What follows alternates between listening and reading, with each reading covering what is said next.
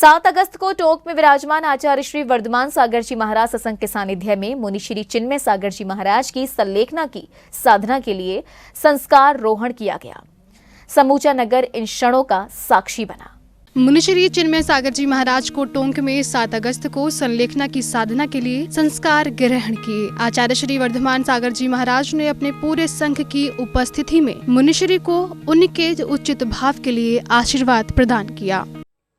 उन्होंने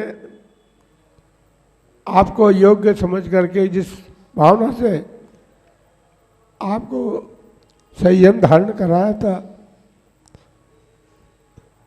उस संयम की रक्षा करते हुए आप अपने इस कार्य में सफलता प्राप्त करें, यही हम आपके लिए भावना करते हैं। वहीं मुनि श्री चिन्मय सागर जी महाराज ने पूरे संघ संलेखना संस्कार से पूर्व क्षमा याचना की। आज आपके दीक्षा दिवस के 36.5 वर्ष आज पूर्ण हो चुके हैं। आपने अजीत सागर जी महाराज से दीक्षा ली थी और आज आप संस्तरण आरोहण करने यहाँ पर जा रहे हैं।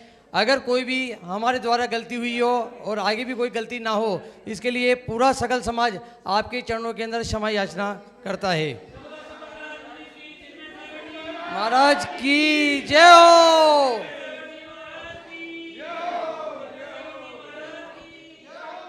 संलेखना साधना के संस्कार देते हुए आचार्य श्री वर्धमान सागर जी महाराज ने मुनि श्री चिन्मय सागर जी को संयम उपकरणों का त्याग करवाया। आपने ये संस्थारोहण किया है संलेखना की साधना के लिए, इसलिए अब आपके पास कोई परिग्रह की परिग्रह करते आप त्याग करके ही संयम धारण किया था, लेकिन जो भी संयम के संबंधी उपकरण आदि साथ में अभी हैं, तो पिछली कमंडल और आवश्यक पीछे पुस्तक के लिए अतिरिक्त सबका आपका त्याग रहेगा।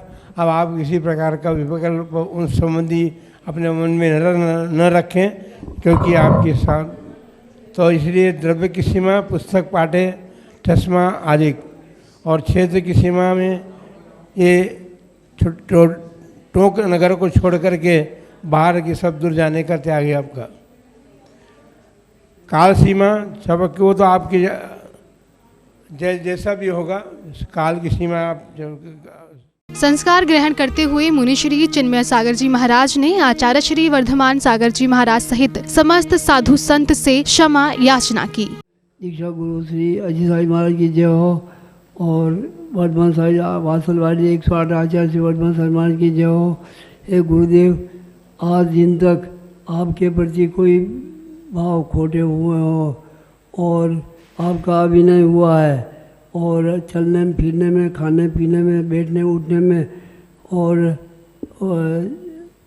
हर प्रकार से कोई भी गलती आपसे आपके प्रति मेरे से गलती हुई है, इसलिए क्षमा करें और मुझे पार लगाने में सहयोग बने।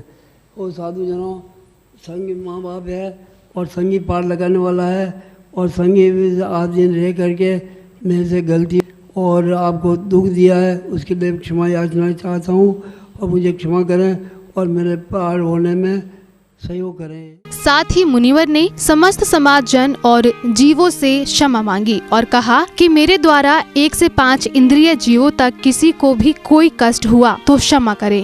यह आपकी से आशा रखता हूँ और समाज जन से, परिवार से, गृहस्थ संबंधी परिवार और समाज पूरी एक इंद्री से लेकर पंचेंद्री तक जीव के सबसे क्षमा चाहता हूँ। मुझे क्षमा करें, क्योंकि मेरे को चलने फिरने में, खाने पीने में, बैठने उठने में, तो मेरे शरीर की निर्बलता से आपको कष्ट हुआ है, एक इंद्री से लेकर पंचेंद्री तक जीवों को, इसलिए मुझे क्षमा करें और मेरे सहयोग करके मेरा पार लगाने में सहयोग करें।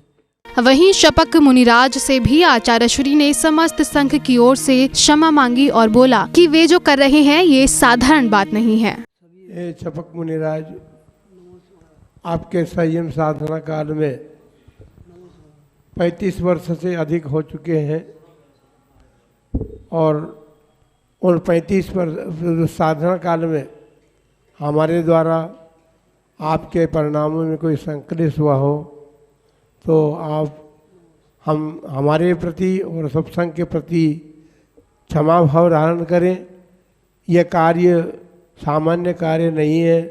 जिस प्रकार से सेना युद्ध भूमि में जाती है, उसी प्रकार आप कर्मरूपी शत्रुओं को हटाने के लिए इस युद्ध भूमि पर अर्थात शय्या ग्रहण करने जा रहे हैं।